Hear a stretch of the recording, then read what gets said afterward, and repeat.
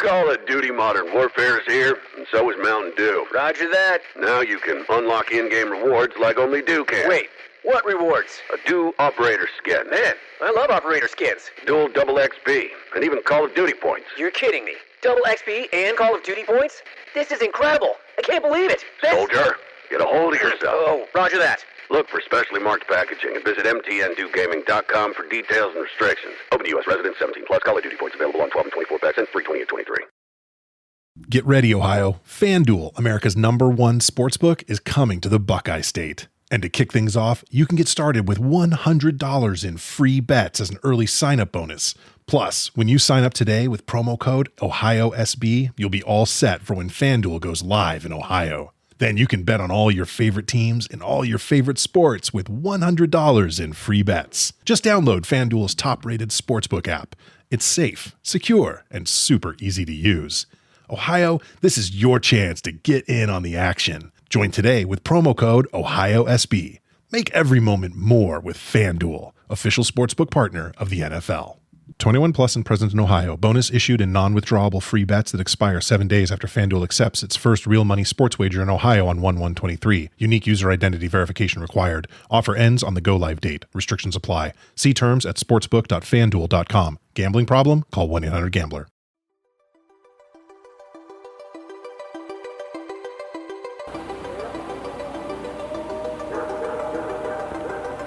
It didn't listen to me. It walked out of the thicket. It turned around and looked at me.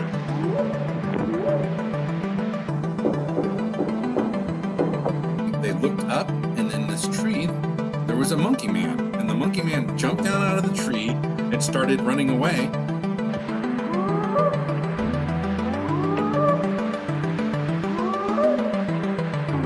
And suddenly they're right in front of the car. He slams on the brakes and manages to stop. He's skidding because it's like quite, gravelly. And for about a second and a half, they just stood there because they don't know where to go. And you tell them panicking. They're like rib flapping, and their face is like twitching.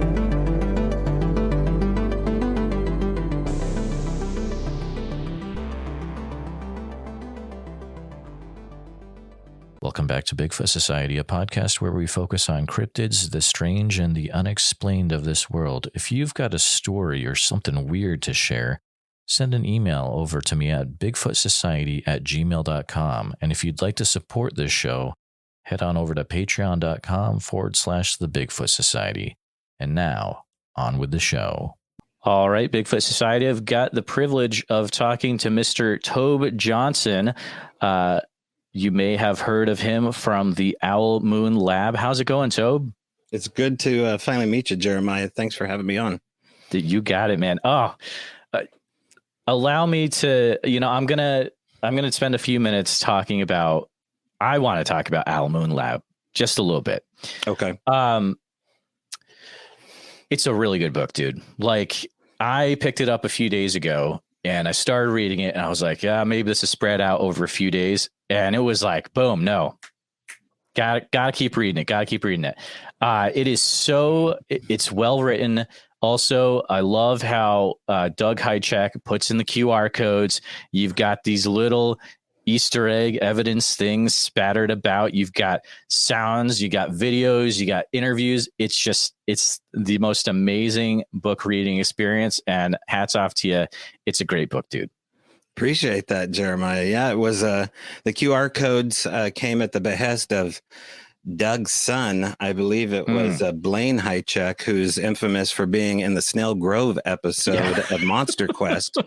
And it has taken off. I think there's another book in the works through their publisher that Dave Ellis is doing. And I think they even have a name for it now. I think they're calling it like embedded sound technology or something like that. So it's a really cool concept. I mean, it adds a lot of fun to a book, to where it kind of brings you back to those choose your own adventure days where books are interactive.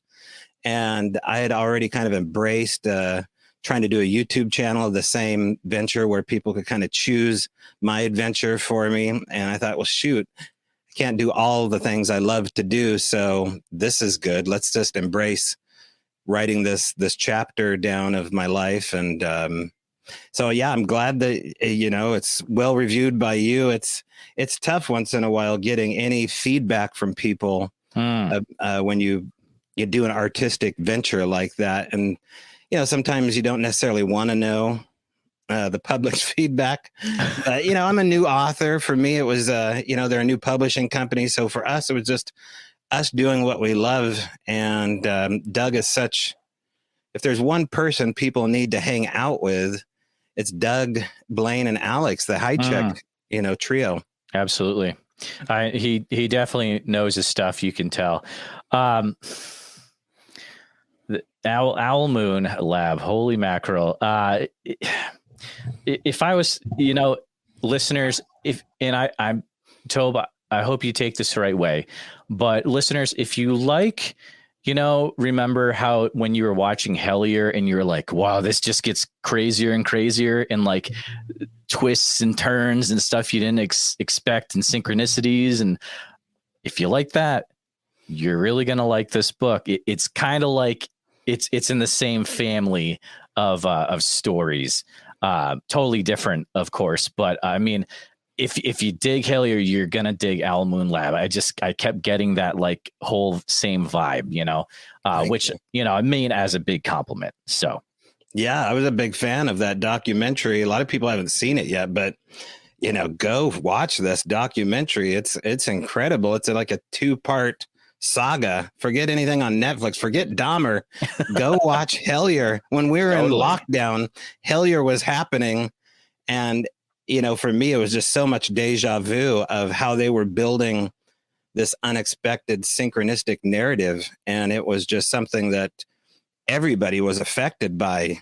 And everyone was affected by this story in the same way. Because when you find out that magic is real and that it somehow dances in the world of Bigfoot, I love it. That's something that a lot of people can't get behind. And maybe not everybody should. This could very well be something only meant for specific people during a specific time. And I think this was my time. I love that. Let's take a second and let's make sure that the listeners are on the right page with what they need to know about you. So, and that's the crazy thing. You've got so much going on, Tobe. How is it that you try to introduce yourself? What do you want people to know? I mean, you've got so many things you could throw out there. Oh man. I was just a fanboy like everybody else starts out. 2008, I started a podcast called Bigfoot Air. It is based upon my passion of looking into the mysteries of the Pacific Northwest, growing up just right outside of Eugene, Oregon. Go Ducks. And so I was, tapping into Talk Shoe's wavelength, which was really the beginning of everything else we know as podcasts. And I interview a guy named Henry Franzoni, who's an author out of Washington State, a scientist that worked with Peter Byrne, and a guy named, I believe his name, John Glickman. And they did a $5 million comprehensive study of Sasquatch underneath Mount Hood. Now, this is a little bit of a long story. However, the concentration to talk to somebody like Henry and pay attention to what he said really was on deaf ears on my part, because of the fact that I didn't know any of these players here. I mean, Peter Byrne seemed like this guy that, to me, he smacked of like, one of the Vegas, as far as like being a good fella or something, like he was bigger than life. Like this guy was rock star Vegas stuff. Totally. So for Henry to be attached to them, I was a little bit of a fanboy talking to these guys. And then they pretty much just told me, Henry did, is that like, hey, slow down. You can experience this stuff yourself.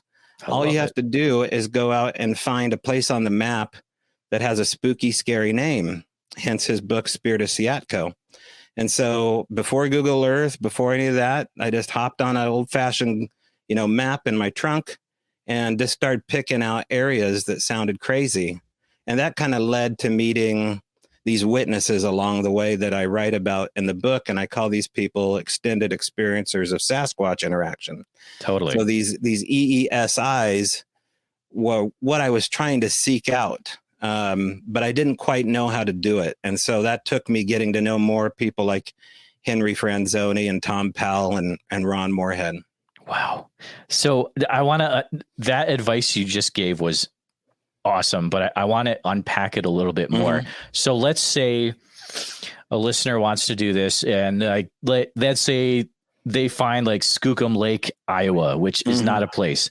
But so they find, and then what's the next step? Do they start talking to people in that town? Do they start to go into like bars in the town, be like, hey, does anyone know any stories? Yeah.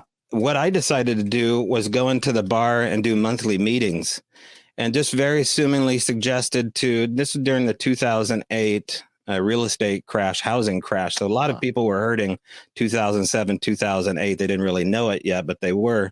And so on a Wednesday night, once a month, we would have monthly, basically like Bigfoot A&A meetings. People would show up, grab a pint. Not saying I don't have one here myself. This broadcast brought to you by Busch Light. And we're sitting there once a month telling these Bigfoot stories, and it turns into a thing, right? This is the beginning of the town hall phenomena. And so in a little town of Leesburg, Oregon, I would have people start coming up after the show, after the eyewitness testimonies were over, where roadside crossings are the most popular type. I would have people come up to me after the show. I'm putting away the PA system, and they're saying, hey, this has followed me home, and we've got stuff happening right down the highway from us here. Those are the kind of stories that I'd been hearing, 3 years prior to me doing these live events. And we skipped a lot of territory along the way here. However, I think it's important just to get into the meat and potatoes, which are these Sasquatch contactees, which probably is a better suited name for what we're talking about, because much like the contactees of the UFO world, these people are no less affected. In fact, there's cross-contamination between the forensic evidence and the anecdotal experiences, witness accounts.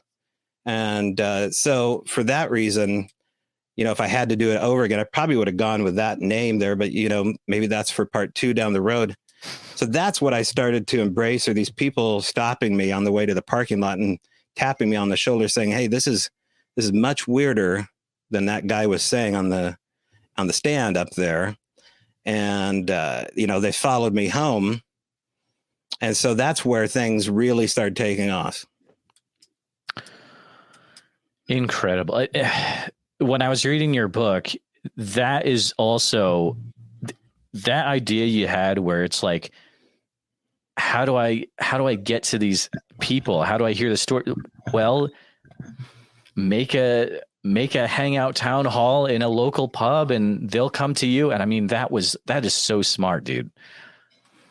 It really wasn't me thinking, like, I wasn't trying to connive a way to do anything. Sure. It just was synchronicity with the fact that there was a witness at a pizza parlor, and this witness was really eager about his close encounter. And he was our first witness. And so it was just, my adrenaline to meet these people that had this backyard Bigfoot phenomena, like Sally Shepard Walford describes in her book, Valley of the Skookum, or Julie Scott describes in her book from up here in the Olympics Peninsula, where they're talking about the phenomena coming to their own backyard and that this is much stranger. And so I wanted to get to whether or not this was true, because it seemed as though it'd be very easy to debunk. And this could just very well be a flesh and blood answer and cross-contamination for maybe the UFO phenomena.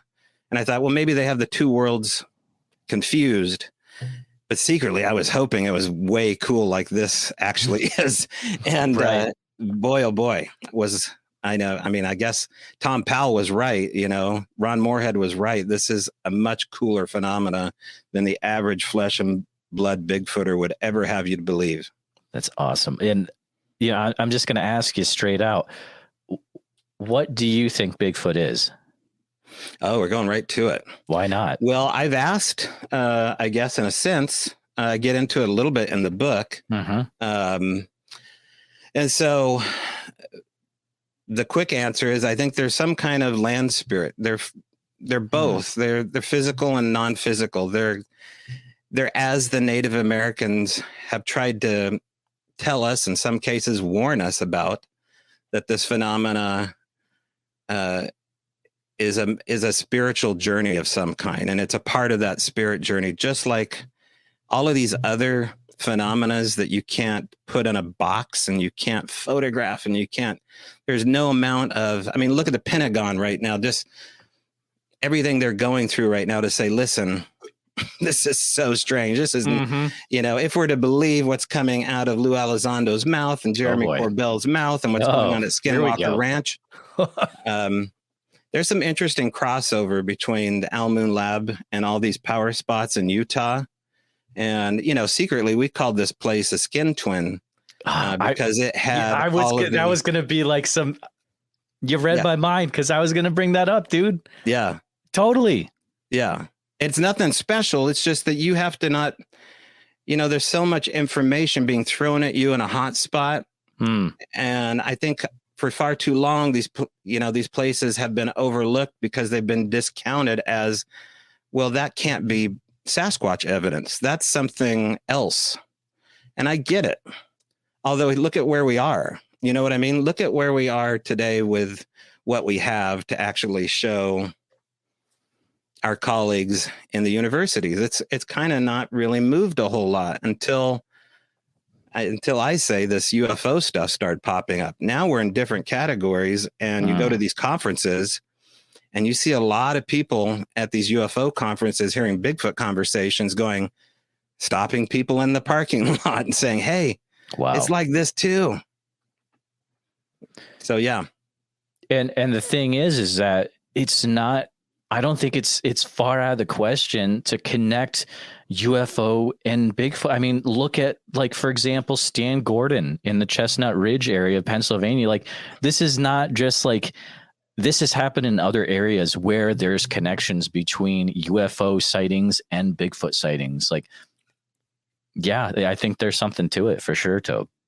But I understand, and they're right. I mean, the flesh and blood world is absolutely correct when they blame people that are looking at the paranormal to solve all of the gray areas. And I talk a little bit about in the book how intolerable it is for me to deal with these people, not only at conferences, but just watching them online and share their evidence. And it's not very good. And it's just easy to debunk. However,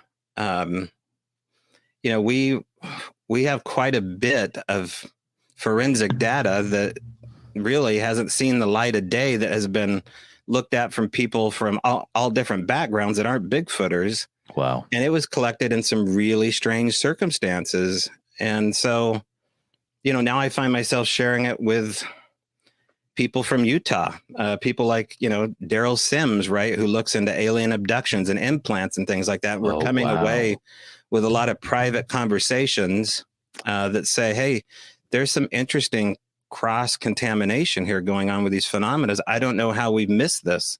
So I've looked past, the Gigantopithecus answer here and been happy that I've done that, because this is a lot more fun when you're digging into the truth and not shutting down and sequestering all of these witnesses and saying, okay, tell your story this way, and this is going to go online this way. I mean, if anything, the last 3 years has proven to me is that silence does not reveal the truth.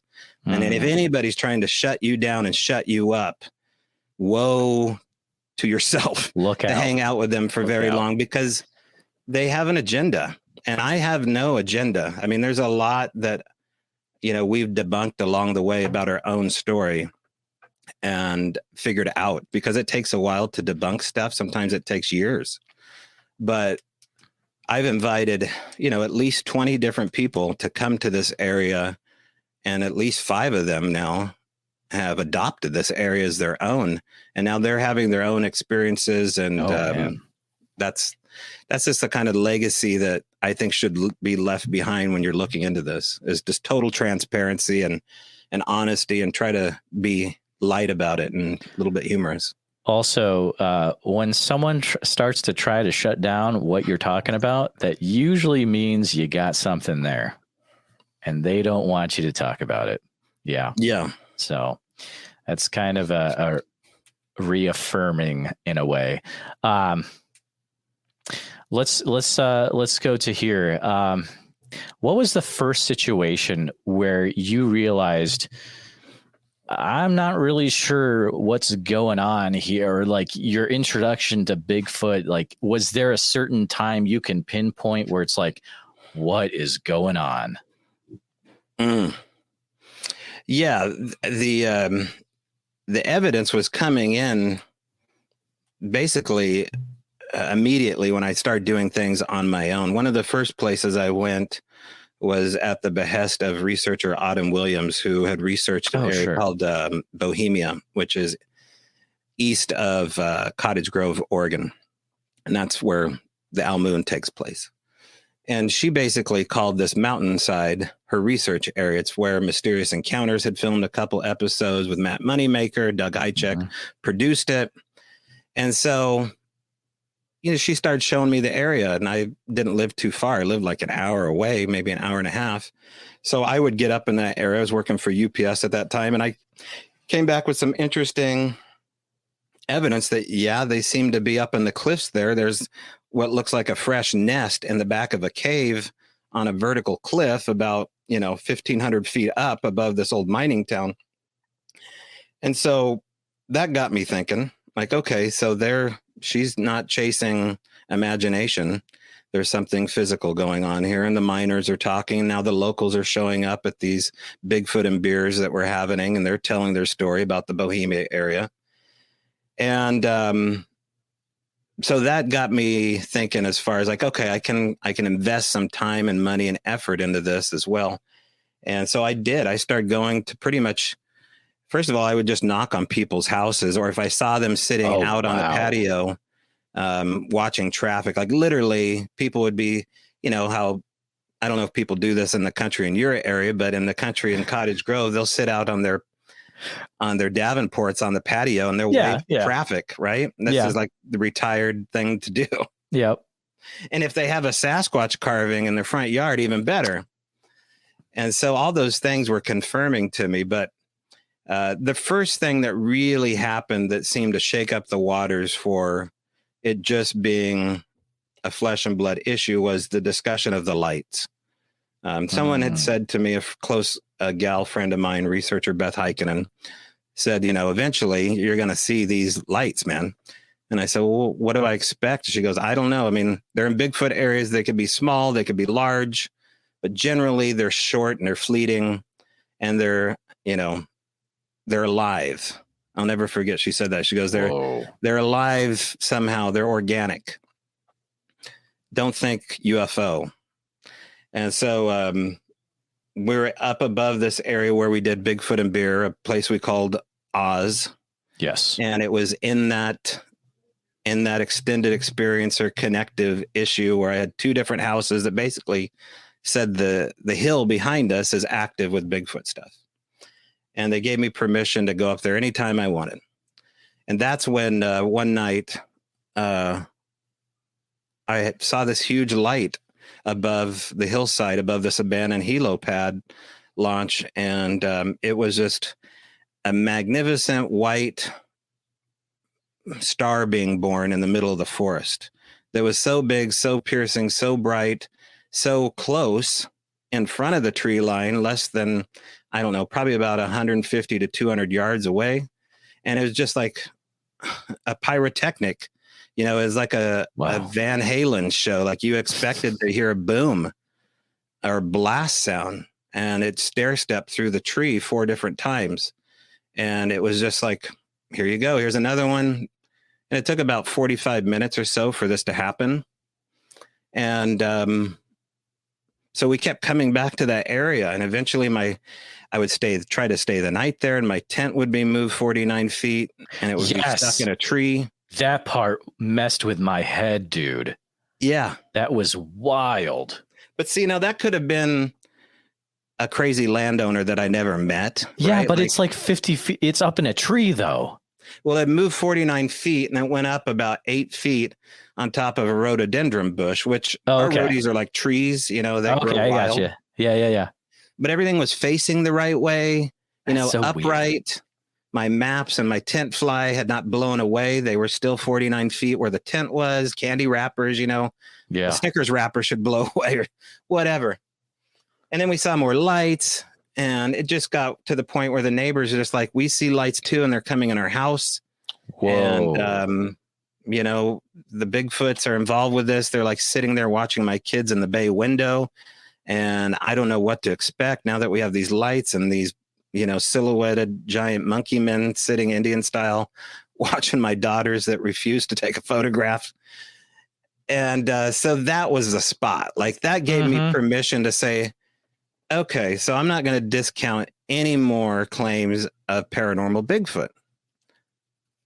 And then I had something run up behind me that sounded like an elephant on two legs in the middle of the day between these two houses on an abandoned skid road, where there was this fresh bisected vole that had no predation marks. It looked like it had been pinched and separated and placed on the single trail I just came in on.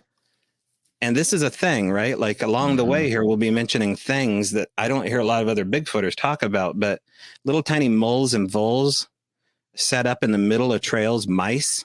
It's a Bigfoot thing. I'm not saying Bigfoot does it, but it's a cause and effect thing. Like if you look into it, it may erupt something to happen. In this case, I had what I thought was an upset landowner come running behind me on two legs, right? Like an 800-pound man, and stop just as I turned around. And it was only, 12 inches or so from that last footprint, which, kind of makes the ground move when it's running. Wow. So that was, what do you do with that? I knew what to do with it. I mean, for me, it was the ultimate appeal of an endless mystery. I knew that immediately these things were never going to let me solve it, but I could have one hell of a time living and embracing that world from time to time.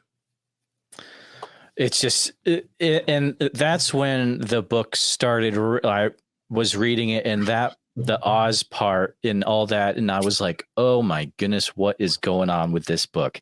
And then it just keeps going, just wilder and wilder, and oh man, it is literally like the stuff you're bringing up. It's almost like you're experiencing these like Skinwalker Ranch type areas in the Pacific Northwest, which is just, it's mind blowing, dude. They're all over. They really are something special, but I don't think they're unique. I just like Bigfoot. Bigfoot is special. I don't think it's unique. Telling the story is what unique. Seeing these things is not unique, or having an experience. It's just not. I don't believe that for a second. I've talked to too many people. They've seen more of these, I think, than cougars. These are just as rampant as UFO and ghost sightings. The problem is that nobody wants to talk about it because, you have Bigfoot on bumper stickers, and it just sounds like the most goofy thing in the world that you saw a wild monkey man, and then you add in magic to the element. It turns into this other area of the loony bin. And so you just can't care what people think. You got to find your own tribe to hang out with, and just the rest of them be damned. You just got to embrace the weird. What's the end goal for you with all of this this research?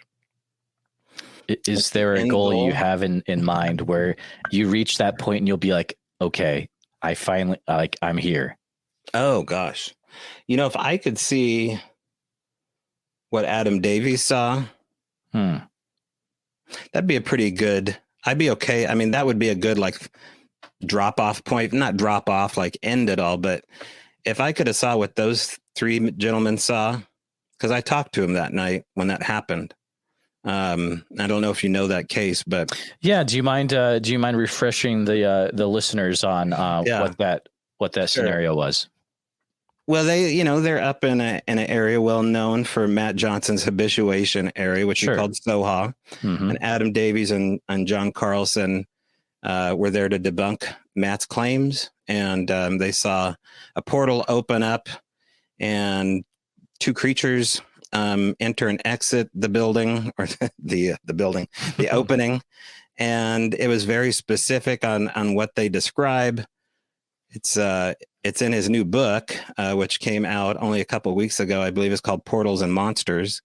And it talks a little bit about that encounter. But, that's it should change this conversation. And it just hasn't, because of the fact that it's so crazy sounding. But that's something that, I don't know that they necessarily ever wanted to talk about. I mean, I'm talking about it now because he's written a book about it and they've done a podcast. And I think it's an important part of Bigfoot lore. And I thought we would see something like that at the Owl Moon. I really did, because it was getting to the point where we weren't backing down, and I'm sleeping right next to the phenomena 24/7 for almost a year straight, not getting much sleep, just totally concentrating on seeing a moment like that happen.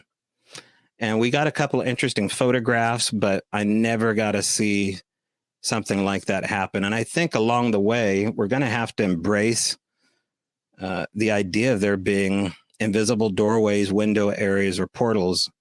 It's certainly what they did at Skinwalker Ranch. And that's, that's part of the Pentagon's investment and looking into Skinwalker was descriptions of seeing Sasquatch enter and exit glowing portals over the mesa.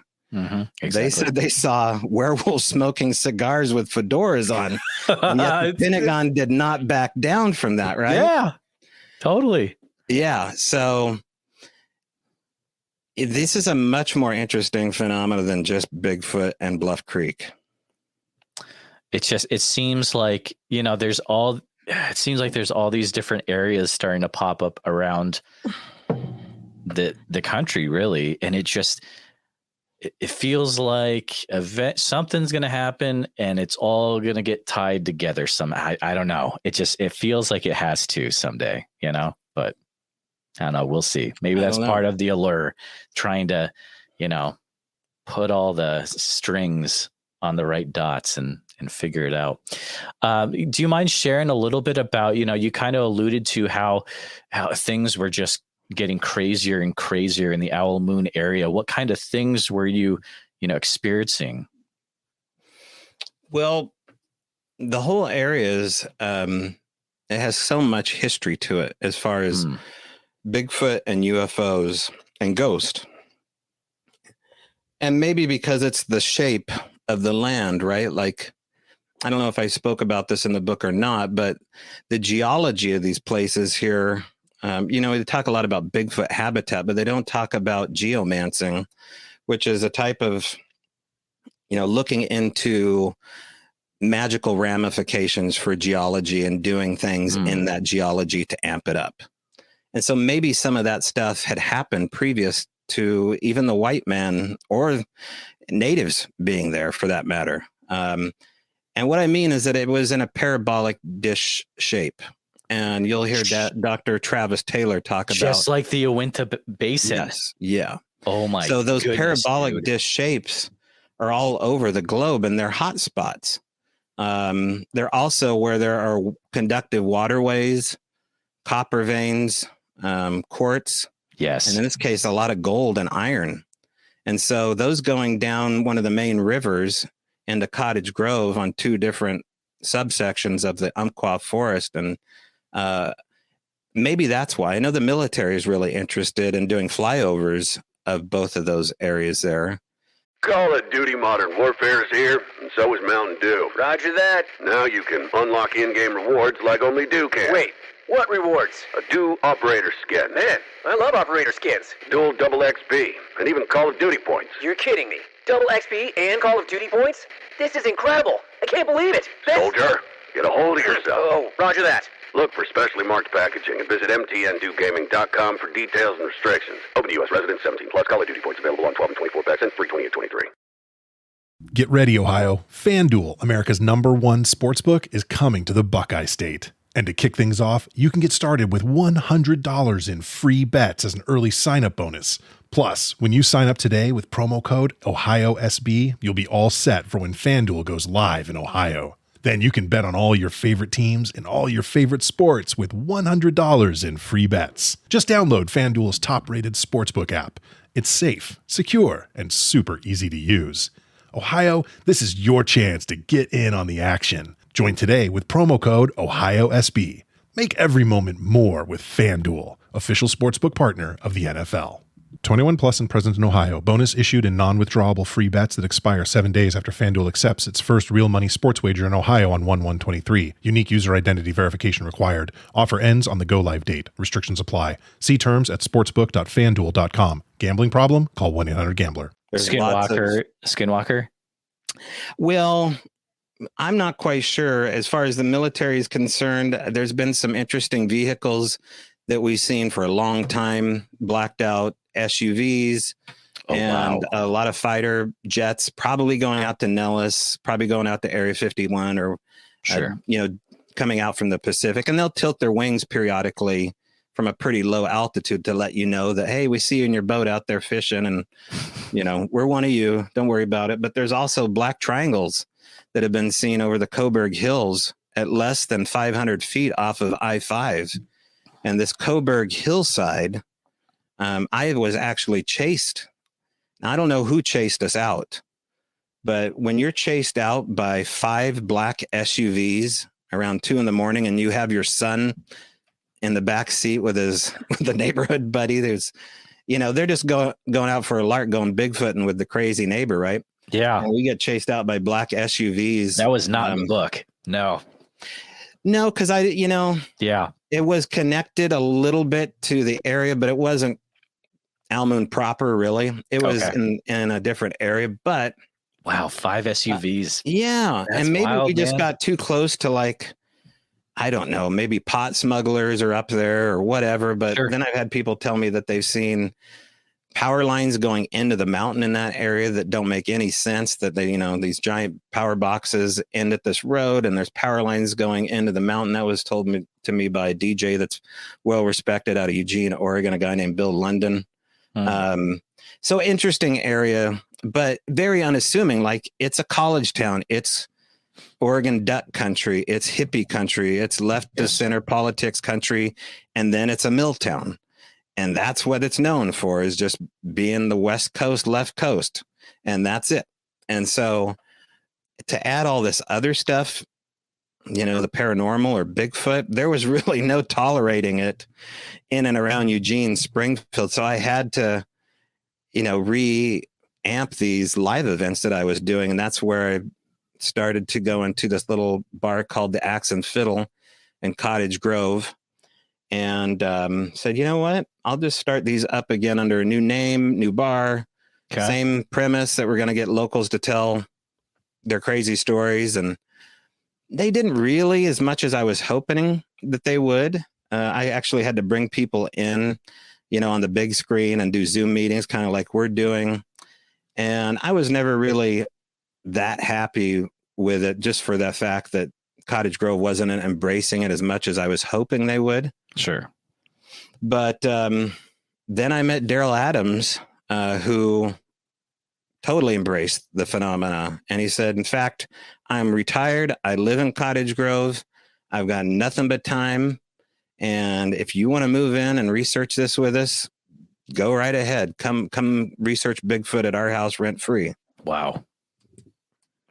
And that's where, when you start to, in the book, when you start to, have that connection with Daryl, it just seems like that's when it almost switches gears. And like the stuff that, you're hearing on that property, it's so hard. And I'm not even I wasn't even involved, and it's hard for me to wrap my mind around it. I can't imagine what you guys are thinking when you're hearing pretty much you're hearing EVPs, you're hearing, the sides of the buildings get slapped up against. All different types of, not just Bigfoot activity, but also like almost paranormal activity. You would think, and it's like, how do you explain that? In 2012, there was a large trackway cast in the drained out lake bed at Cottage Grove Reservoir. It was found by a guy named Max Roy, who was a used car salesman, and he liked to fix up cars at barn finds, basically. So while he was traveling along London Road in Cottage Grove, Oregon, he was walking along the bike path there, the Weyerhaeuser Road, actually, which is now kind of a bike path, looking at old cars and barns on the side of the road, and got tipped off by this weirdo in a rain slicker with a dog that said, "Hey, there's weird tracks down there. I got some pictures of them. So I don't know, be on the lookout." Wow. This started what was called the London Trackway. Mm-hmm. And so my son got a knock on the door from this Max Roy and said, "Hey, I saw you had a Bigfoot sticker on your Jeep. I've got these photographs of these Bigfoot tracks. If you're interested, maybe you want to go look at them." And so that phone call from my son with those photos there really kind of set the tone for the Al Moon Lab in 2018. So between 2012 and 2018 was basically 5 years of me saying, okay, Cottage Grove is a lot closer than the places I've been going to. I'll just start investing all my time talking to the locals down here. And so I got to know the area based upon this trackway. Now, the trackway itself is still a mystery. It's under dispute because of Cliff and Meldrum's opinion on what the forensics show with that issue. But there's over 122 tracks, 5 feet apart for over 100 yards. And there's some interesting anatomy that's never been addressed as far as I'm concerned about that trackway. But now Tom Powell owns the majority of the tracks. And Sure.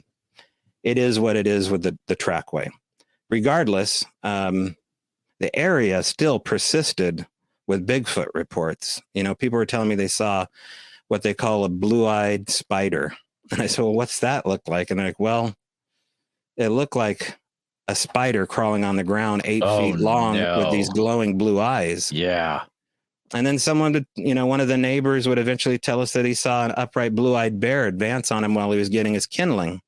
So I'm hearing all this glowing blue-eyed stuff of this creature crawling around. There's a board-certified psychologist, along with a guy named Chris Manier, who's a BFRO guy, another guy named John Bull, all behind the Al Moon Lab. 4 of these guys all see, I believe, 3 Bigfoot in the moonlight, very close, totally shaken up by what they'd seen. And the stories just kept getting bigger and bigger. So fast forward to 2018, and here's this guy named Daryl Adams said, "Hey, come play Bigfoot with me, and you can research full time." I was a truck driver in those days. And that's when things really took off at that invitation. Oh man, it's just it's wild. It's wild. And then it seems like it doesn't really let up either. You read in the book and it's just like, it almost, did it feel like, when you're researching that area that things kept escalating and escalating, or how did you feel? I knew it was lightning in a bottle when it happened. I had the hindsight of looking at the rest of these researchers' cases, and I just thought it would end a lot quicker. So when I got my recorders out and the cameras and moved my, trailer on the property there, I thought, well, this is probably going to blow over in 30 days. I can't imagine it being prolonged like it was. So I just kept waiting for it to all go away. And, it was still really cool. We found these giant knee impressions, which seemed to be plus or minus 1,400 pounds with anomalous hairs coming up out of the red clay, tree structures above the knee impressions, or what looked like tree structures. Certainly there was something weird in the trees or on the trees above those knees. And then we're getting confirmation from these flesh and blood people that, yeah, there's evidence to these impressions. You're right, they're from an extremity and they look to be knee impressions. And these flesh and blood people are telling me, hey, this hair is anomalous. I've looked at over 200 other hairs that people have sent me throughout the years. Yours is number 5 or 6, and I'm willing to write your report. I'm like, okay, but wait. Hi, I'm Crazy Tobe Johnson. Nice to meet you. Do you still want to work with me? And they were saying, yeah, because I've never heard or seen anything, like this. Or if I have, it's valid. And this is what I would call good to go. So I was really happy for the fact that we're bridging this gap with people that wanted to just look into the evidence, no matter how much weirdness was connected to it. Because the weirdness would start coming immediately when we would get these knee impressions. We would cast them and we put in the garage. And once the knees sat in that garage, it was like a business card saying, hey, we look into weirdness and we're happy to serve you. And it all just came right down the hillside or up the creek. I don't know.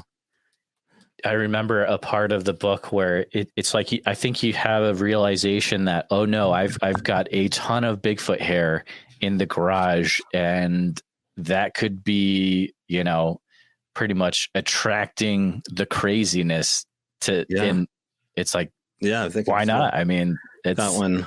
Right. Oh, nice. That's and cool. Here. Wow. Yeah. That one I believe is off of the door. It was attached to a greasy handprint that almost bent like rubber.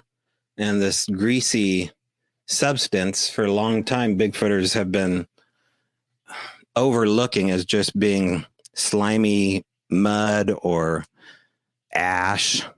A lot of people say it's just, dust or ash. But there's more going on with these handprints. And thank God for someone like Doug Hychek and Shelly Covington, Montana, because now this stuff is being appreciated as being highly different than mud or ash when it attaches itself to something like a painted door. You can't get this stuff off. You can't scrub it off. Eventually, you're going to have to repaint it again, especially painted things like cars, doors, plastics. Because it changes, it mutates the polymers, according to Doug Hychek, at a molecular level, and it destroys and degrades it, especially plastics and fabrics, like a tint. So we would find these things almost coming, set the stage for you here. The knees were inside this locked, brand new shop, which was big enough to park 2 RVs in, had a brand new cement floor. My trailer's parked outside, and all that's surrounding the trailer and the garage and the main house is a small patch of yard and a bunch of gravel. And so to get from A to B, it was gravel, very little grass and sidewalk to ambulate around. So you should hear something coming. So when we would set out our audio equipment, very few times did we ever get the sound of anything approaching, although we did, and it was pretty incredible a couple different times. But when you find large, greasy handprints, twice the size of any given man, that are slimy with red or black hair attached to it, and you can see the palm striations, and you can see the friction ridges and the dermals, and you can appreciate that. Someone's hoaxing you. They're going through an extra effort here, just like the London tracks. The last time I heard about the London tracks being hoaxed was a landscaper that said he did it in a pair of diving flippers. Well, this was far beyond diving flippers and a landscaper. This was someone setting up, 3D printing their hand and then expanding it 50% and making a rubber casting and then getting hair that looked like Sasquatch hair, according to Cindy Dosen. And you know what I mean? Like, it'd be a lot of work. Yeah. It would just been an elaborate hoax to the which I would have been proud to meet them afterwards and say, bravo. Right. And I still would too with the London tracks, if someone does take credit for that, I would like to know who they were and see how they did it again, because they went through so much work to pull that off. And they knew so much about attributes of Sasquatch in the same way that someone hoaxed any evidence at the Al Moon Lab. They know so much about the reported behavior, and including this Alba Vernick stuff. Now, so correct me if I'm wrong. So the Owl Moon Lab, you no longer have access to that area, correct?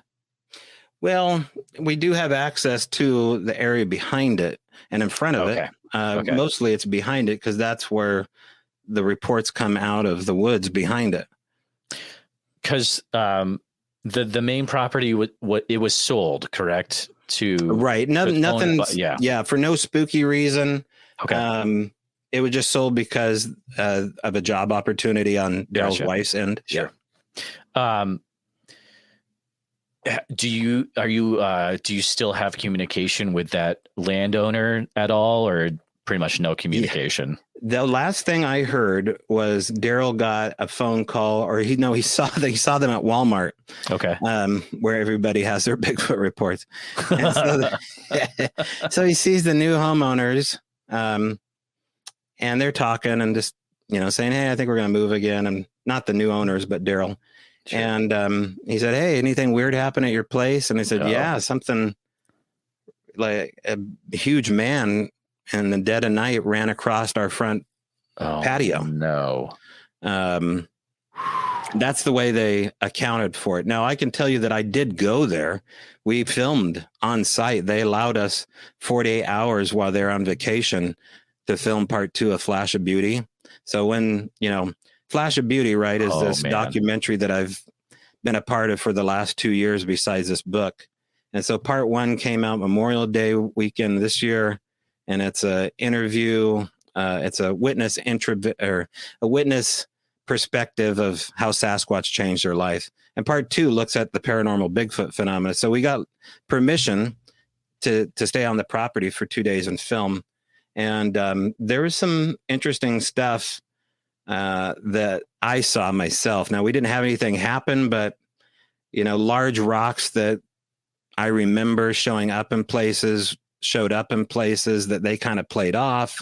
Bird feeders were taken off of branches and set weird spots. Those are the small little nuanced things that we paid attention to. These, little totems or little gifts that were tributes of some kind and set in weird spots. And that's really how the Owl Moon started for us, is by paying attention to the sounds and the little tiny things that had happened and saying, oh, that's out of place. Let's definitely talk about Flash of Beauty.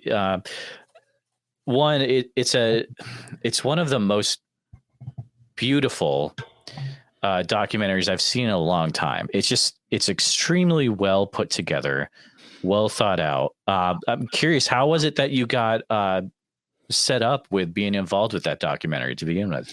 Ron Moorhead was talking with Daryl Adams, the property owner, at a private function called Beachfoot. Ron, at the same time, was being approached by this production company about what he knew about the Sierra Sounds. And they said, hey, I just talked to this guy named Daryl Adams, and he's researching with a guy that lives close to you. And that's how it happened, is really Daryl showing up at Beachfoot. That's awesome. Yeah. Oh man. it is all about who you know. And, of course, Beachfoot helps too. It's all about showing up. Like people that don't show up to these things because personal issues, or they don't like to stay at functions or whatever. You have to go to these places, like these conventions, and meet people, because that's how you have the snowball effect start happening and you increase your game. And so Daryl would show up at these events with or without me, or I would show up at some, and we would just always kind of cover each other's back with this story. Like, hey, we have these knee impressions. And now there's this weird stuff happening around these knees, it seemed like. And so the production crew came down, and, we're no frills. We're sitting on the tailgate as they had a camera on us, and Daryl had already sold the property. And this is long since the story, in its fullest had really happened. And so we're retelling this husband and wife team, Jill and Brett, and their cameraman, Mike, and their jaws just hit the ground. and they didn't know how weird the story was really going to get. And I said, don't take our word for it. It's right down here about a mile away. Do you want to go see? Wow. And that's when I was just like, you guys are okay. You can go down there, you know. And so we kind of just gave him the keys to that kingdom. And so that's when things started to happen with them without us. And that's when I'm super relieved that you know, we did that, because we had over 15 or 20 people come to this place and all have a story of one sort or another to tell. And just to clarify, you were talking earlier about you're able to be at Owl Moon Lab for a few days to film. That's going to be part 2. Yeah. Coming out next year, Memorial Day weekend. Yeah. Oh man. Which will be, I can't not promote this. Yes, please promote anything you need to. Go ahead. The premiere is going to be in Forks, Washington, home of vampires and werewolves. Yes. The premiere will be on Saturday evening. Doug Hychek has signed on to be one of the keynote speakers, as well as Cliff Barrickman, Tom Powell, David Ellis, who helped with a lot of the Owl Moon sounds. I would not be where I was with the audio clarity without David Ellis of the Olympic Project. Absolutely. There's going to be some surprises there as well. So there's going to be well, as far as I know, and this is the first I brought this up, there's going to be a debate. Hopefully for Friday night. Really? There's going to be a debate between the flesh and blood and the paranormal side. And we're going to host a fair and balanced conversation between 2 different hosts, myself and a gal named Nancy. And we're going to have a conversation about this on Friday night. So it should be a lot of fun. And all that is just for the premiere. Well, there's going to be some other things happening besides the premiere, but you know, this is part 2 is so crazy. I've seen who they've interviewed, and you've never heard of these people. You've never heard their stories before, and what they've brought to the table is so crazy that you thought part 1 was controversial. Wait till you see part 2. That's why I love part 1. Yeah. I was writing down names left and right because I was like, who is this person? Obviously, this person has way more of a story to tell because, you know, it's one documentary. You can't talk to one person forever, but it's like, you know, some of these people I've never heard of. And it's like, I got to know more about this person and their story. Like, it was so good, the people that they had. So I can't wait for part 2 then. That's amazing. I mean, I wish I could say promote these people early because they deserve to be promoted right now for their books that are out, for their information that's out. But you just can't do it. But I'm so excited that we were able to talk to them. And I mean, especially at Phenomicon, the people that we got to talk to is like, what? Yeah. So very cool. Are you still raising money for this film or? Yeah. Okay. Yeah, if you go on to Flash of Beauty, mainly if you just go to the Facebook page and look at Flash of Beauty, there's links on there. There's also an Instagram account. If you go on to Resonance Production, Resonance Production Company, there's also a link to the Flash of Beauty Kickstarter or crowdfunding that they're doing. It's such a good film. Everyone should check out Flash of Beauty. I'm blown away. So is there a conference going along with that premiere or literally? Yeah. Okay. So it's the second annual Sasquatch Days. Okay. In Forks, Memorial Day weekend. Okay. And so it's a Friday, Saturday, Sunday gig. That's great. There's a Bigfoot store across the street. Yes. There's always a lot of Twilight stuff happening there. Oh, yeah. And so Forks is now turning into a Bigfoot Twilight. I don't know what that would be called, like a bylight or something. Forks is beautiful. I'll share a little bit to my personal history, but I'll just leave it as we've taken a trip out to Forks for maybe Twilight related reasons back in the day, but it's a beautiful area. And I remember my favorite part, actually, our favorite part was going in the Hoh rainforest and how beautiful. And it's like, that was before I was into the Bigfoot stuff. Now looking at it through the Bigfoot lens, it'd be like, of course you've got Bigfoot in that area. Yeah. No question, dude. Yeah. Crazy. I have a question for you. And this is going to, so you mentioned Henry Franzoni earlier. Are you as big a fan as I am of his 1990s Bigfoot documentary? Oh, yeah. Have you seen this thing? Oh yeah. Holy mackerel. And no one knows. No one really knows about Sasquatch Odyssey, or it's like, it's a really weird name, but it's on, I saw it on Tubi, and it's like, it is so good. It's just so 90s. Yes. So good, man. Yes. That's a good way to put it. Yeah. Oh man. Yeah. In fact, I remember renting it from a place called, Flicks and Picks on Willamette Street in Eugene, Oregon. It was kind of in the same spot you get Eraserhead and Fast and Kill, Kill, Kill. And there was Henry's doc, and I was like, what's this? Wow. That really was my In Search Of with Leonard Nimoy. Was that is so cool, dude. In the early 90s. Like, who is this cool ass hippie, talking Bigfoot right now? So one, he's fantastic. I gotta talk to Henry someday, just because like in Flash of Beauty, he's talking about like how he's like on the inside and able to talk to, the different Native American tribes. And it's just like, is blowing my mind. But I don't know if you remember in the documentary, do you remember the older gentleman who's like living out in the trailer? Oh, in the Henry, Renee DeHenden? No, not Renee. It's not Renee DeHenden, but it's like this older gentleman in the Pacific Northwest, and he's like out in this logging area in a weird trailer. I don't remember. I'm gonna have to see it again. Yeah, it's literally been since the 90s since I've seen it. It's worth another look, because it's just like, man, these people all have stories, and Did you say it's free on Tubi? Yeah, so free on Tubi. So the thing about Tubi is there's someone at Tubi that loves Bigfoot, because there's at least 20 or 30 Bigfoot movie documentaries, and it's all free. And Tubi's not a sponsor, but check it out, guys. Including Flash of Beauty. So if you want to watch it for free, bring it around. Yeah. Is there a way you can watch it where you support the makers as well? Probably.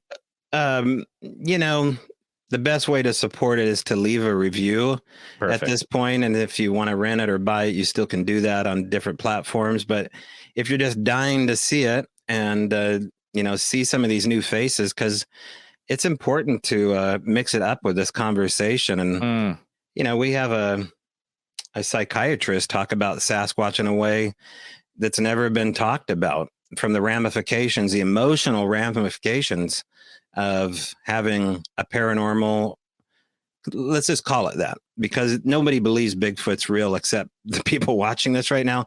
So the paranormal, right, is and Bigfoot. Even some of them don't believe. I'm not going to name names. Wink, wink.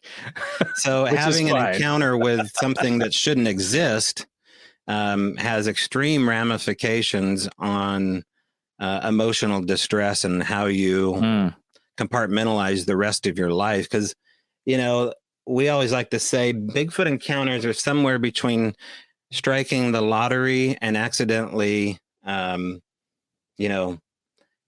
seeing a death or something happen, a traumatic experience to where it's horrific, and yet it's the luckiest day in the world. And somewhere in between that is your Bigfoot encounter types. And so the difference is that you can tell someone that you won the lottery and that you saw this horrific death, but you can't necessarily tell anybody about this real event that happened to you. And if you do, the consequences are totally different, even from, medical science, from, health and behavioral science. Looking into this phenomena has consequences of how people judge you and what they may prescribe 100%, you. 100%. In the time since Owl Moon Lab, your book has come out, have there been other things that have happened to you? Another way I could ask this question is, will there be a part 2 to Owl Moon Lab that comes out eventually? Well, I will never just write a book to call it Owl Moon Lab, the Extreme Edition or something. You know what I mean? Yeah. I can't even, I'd have to fake something in order to bring that out. I would love for there to be a sequel to this based upon where the evidence is going. But honestly, since the pandemic, things have died down. Sure. And they're just now starting to come together in a way that I think is really interesting. Unfortunately, the last 3 years have taken the wind out of the sails as far as research, but I think the next 3 years are going to be pretty interesting. I love that. I totally understand. We all were. That's the thing about that. We all were there in one way or another, and but the next years, I think stuff's going to keep happening. We can't wait to hear all about it. Tobe, thanks so much for being on the podcast. Do you mind, before we wrap things up, do you mind sharing how people can best keep up to date with what you're doing and all that? Oh, sure. Stuff.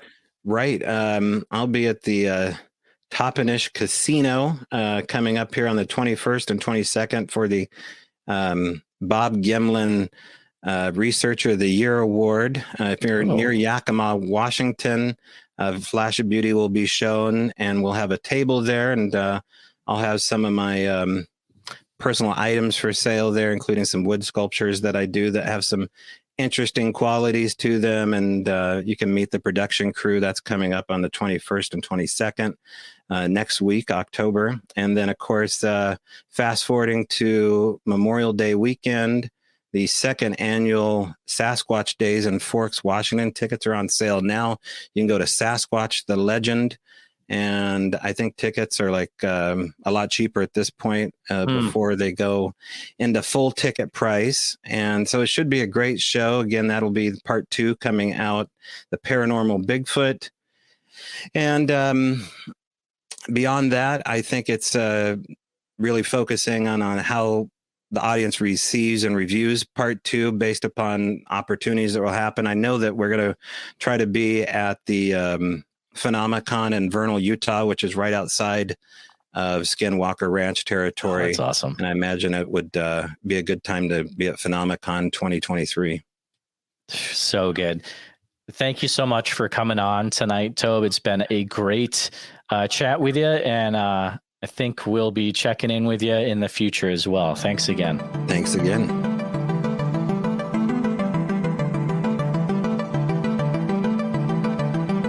The views and opinions expressed are those of the guest and do not necessarily reflect the official policy or position of Bigfoot Society. Any content provided by our guests are not intended to malign any religion, ethnic group, club, organization, company, individual, or anyone. Thank you. Winter season is here, and Discount Tire wants you to stay safe on the road. Get 30% shorter average wait time when you buy and book online at DiscountTire.com. Discount Tire. Let's get you taken care of. Let's get you taken care of. Live life at your pace. Click the banner or go to visitwilliamsburg.com to discover how. Because here in Williamsburg, life moves at one pace. Yours. Visit a live archaeological dig site on the very grounds where America began, or walk the fields where our country was won. Live like a colonial by day or track 18th century ghosts by night. For all the history to be found here, there's plenty more to make for yourself. It's all waiting for you in Williamsburg. Book your trip today and live life at your pace.